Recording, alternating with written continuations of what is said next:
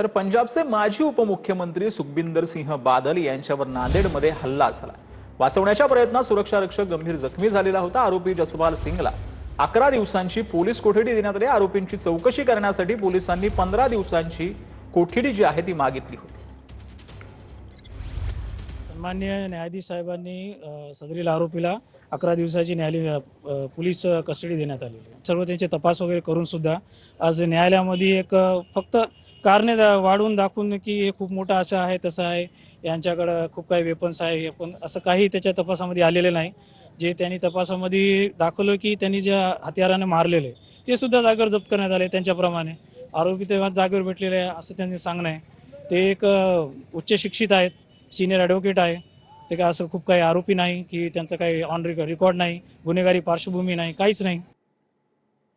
तर कुळगाव बदलापूर नगर परिषदेच्या अग्निशामक दलाच्या जवानांना गुणवत्तापूर्ण अग्निशमन सेवा पदक जाहीर करण्यात आलं। फायरमन शैलेश जगताप यांना राष्ट्रपतींकडून गुणवत्तापूर्ण अग्निशमन सेवा पदक जाहीर करण्यात आलं।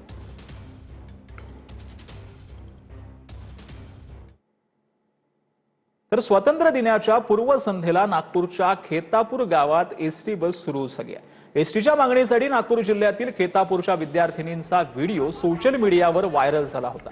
पालकमंत्री चंद्रशेखर बावनकुळे यांच्या पुढाकाराने आजपासून खेतापूर गावातून डोंगरगाव मार्गे नागपूर बस सुरू झालेली आहे।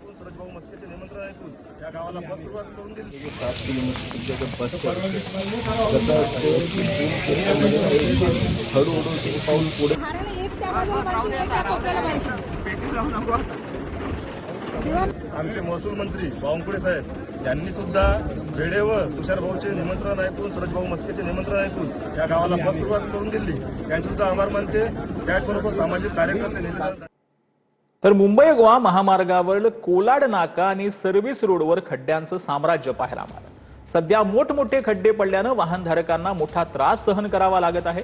संबंधित प्रशासनानं तातडीनं या खड्ड्यांची दुरुस्ती करून वाहनधारकांना दिलासा द्यावा अशी मागणी होते आहे।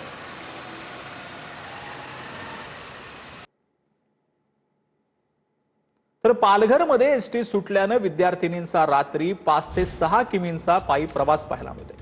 पालघरच्या कोगदे गावातील विद्यार्थिनींची बस सुटल्यानं पायी प्रवास पाहायला मिळतोय।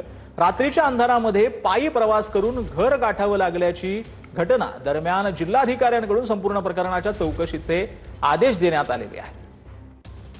तर एसटी सुटल्यानं रात्री 5 ते 6 किमींचा पायी प्रवास करावा लागतोय। पालघरच्या कोगदे गावातील विद्यार्थिनींची ही पायपीट पाहायला मिळते। एसटी सुटल्यानं विद्यार्थिनींना 5 ते 6 किलोमीटर पर्यंत पायी जावं लागतं।